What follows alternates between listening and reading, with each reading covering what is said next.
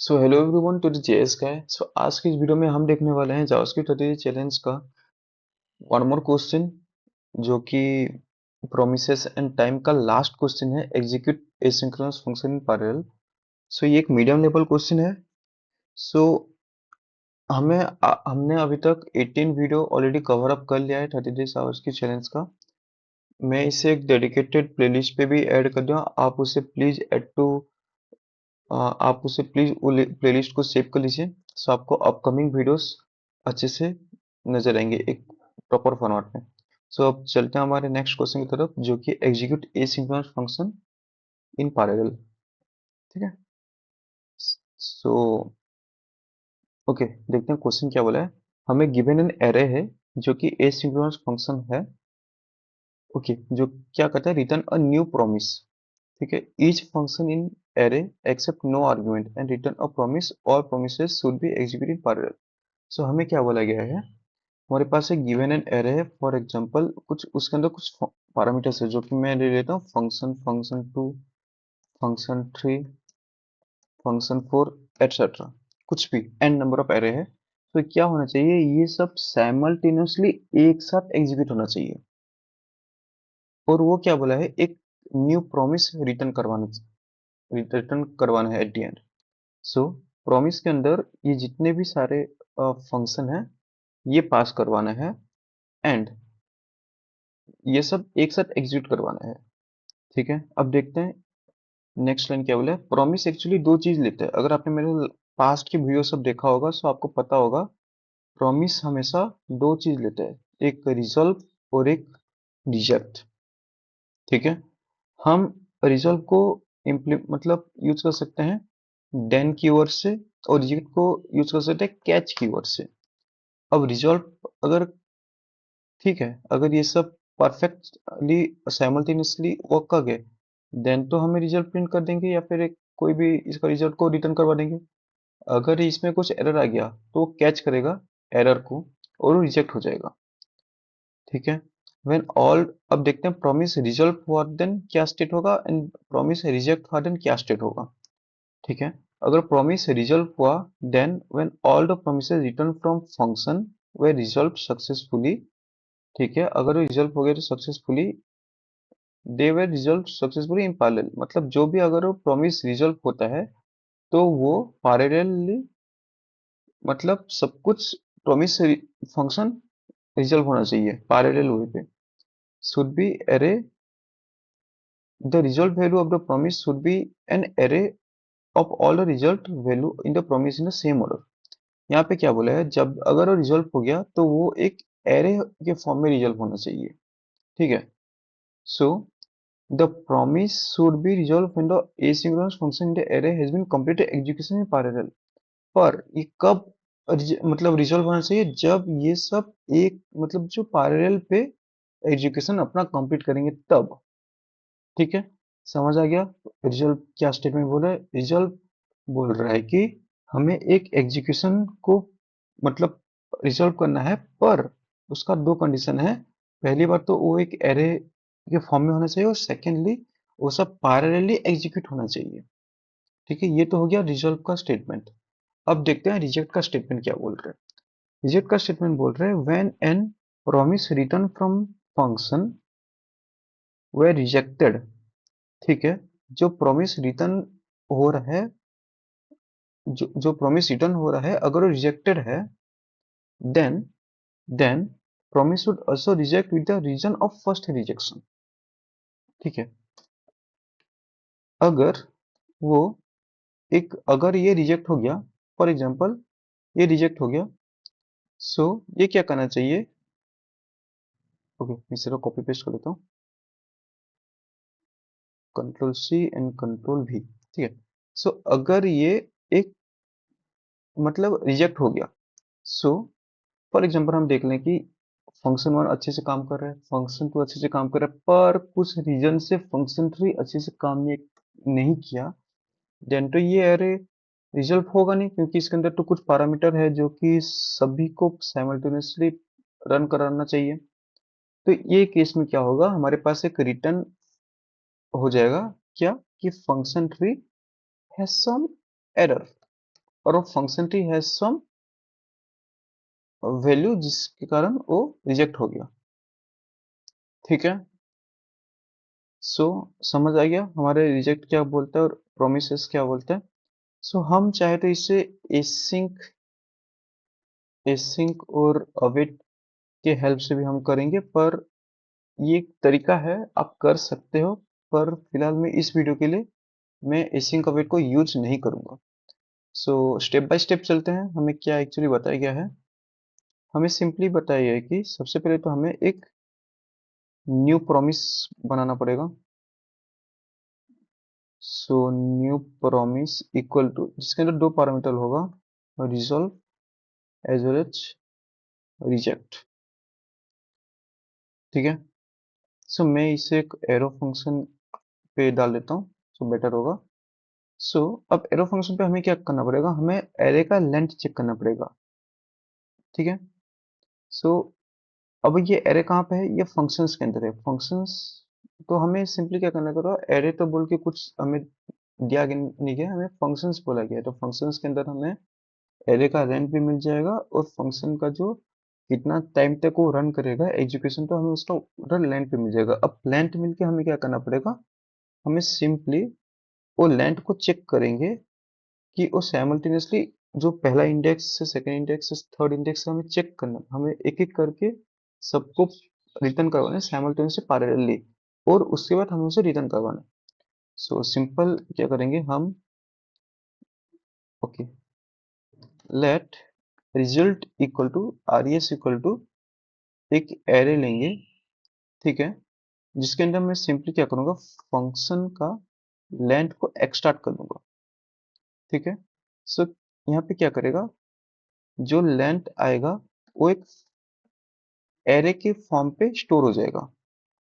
ठीक है, इतना तो हम बढ़िया, हमारे जो पहला लाइन है, एक एरे रिटर्न करना चाहिए, ए सिंगल फंक्शन हो गया, न्यू प्रॉमिस रिटर्न करना चाहिए। ठीक है, हम बाद में रिटर्न की बार यूज कर लेंगे। सो अब हमें क्या करना पड़ेगा,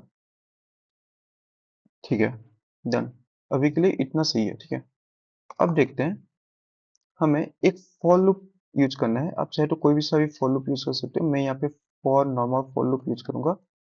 late i is equal to 0, okay, i equal to 0 and i less than function dot length,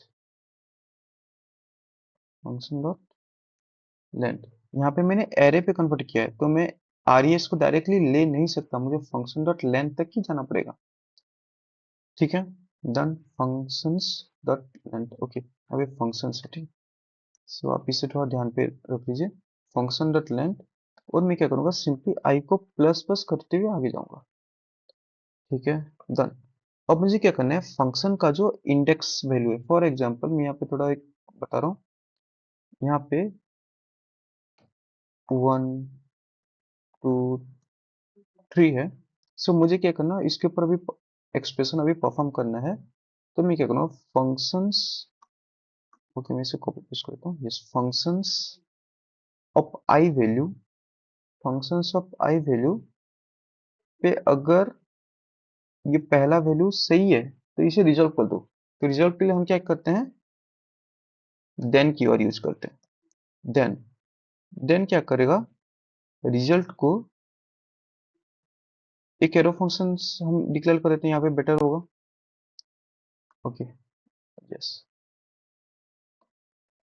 ठीक है, सो मैंने यहाँ पे एक एरो फंक्शन दे किया, अगर वो ये फंक्शन, अगर ये 1 रिजल्व हो रहा है, देन वो अंदर जाए।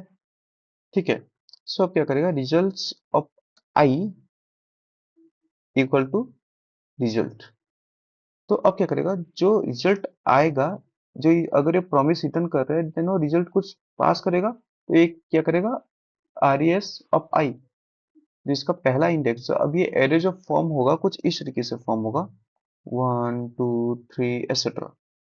ठीक है, सो जो ये रिजल्ट सॉल्व होगा या फिर ये रिजल्ट रिजल्ट होगा, तो देन ये इसके अंदर जो पहला वैल्यू है उसके अंदर जाके पास हो जाएगा, फिर से वो आइटरेट हुआ, देन वो इसके अंदर जाके पास होगा, देन वो आइटरेट हुआ, देन ये इसके अंदर जाके पास हो जाएगा। सही है, इतना समझ आया। अब चलते हैं नेक्स्ट पार्ट की लिए। सो हमें अभी क्या करना पड़ेगा, अब वो देखेगा नेक्स्ट के लिए वेट करने के लिए। सो हम यहाँ पे एक और फंक्शन यूज करते हैं, लेट वेटिंग फॉर। मैं डब्ल्यू एफ यूज कर रहा हूँ, आप कोई सा भी वेरिएबल ले सकते हो। तो मैं यहाँ पे क्या करूँगा, फंक्शन फंक्शंस डॉट लेंथ को मैं यहाँ पे पास कर देता हूँ, ठीक है। आप चाहे तो डब्ल्यू एफ भी यहाँ पे पास कर सकते हो, मैं इसे बाद में बनाया तो मैं इसे प्रेफर नहीं करूंगा, ठीक है। सो मैं सिर्फ कोड फॉर्मेटिंग कर लेता हूँ, मैं इसे रिमूव कर लेता हूँ, ठीक है, डन।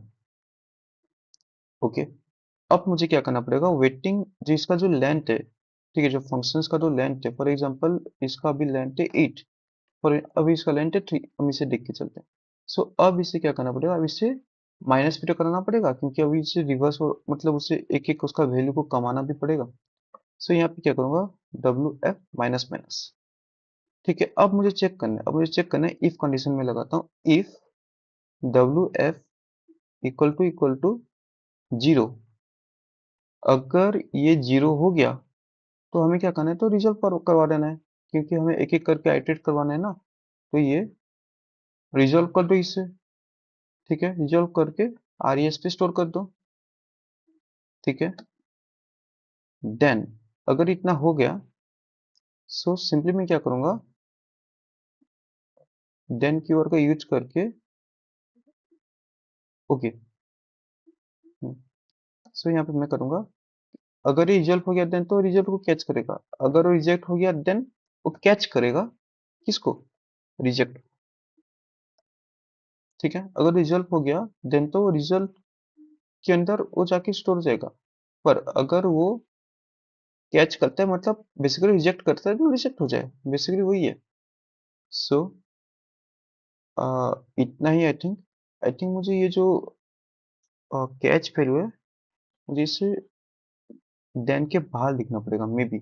सो मैं वो चेक कर लेता हूँ, मैं देख लेंगे बाद में। सो आई होप हमारा कोड रन हो जाना चाहिए अभी।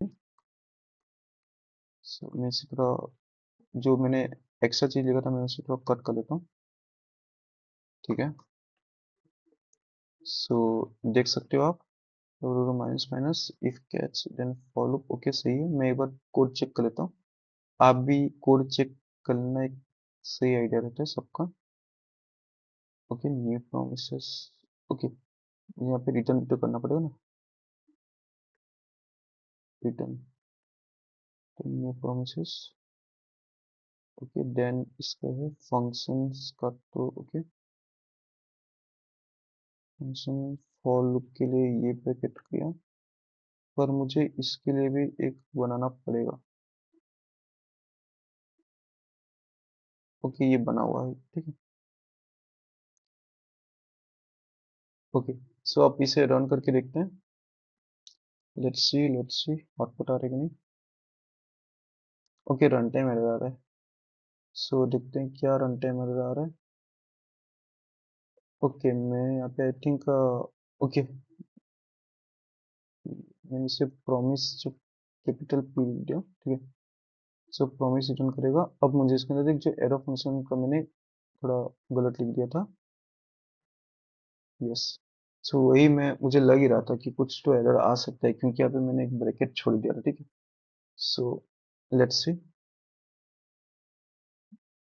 Okay, run time error line number 17 पे, ओके, यस, मुझे इसे क्लोज भी तो करना पड़ेगा, जब मैंने इसे ओपन किया मुझे इसे क्लोज भी करना पड़ेगा।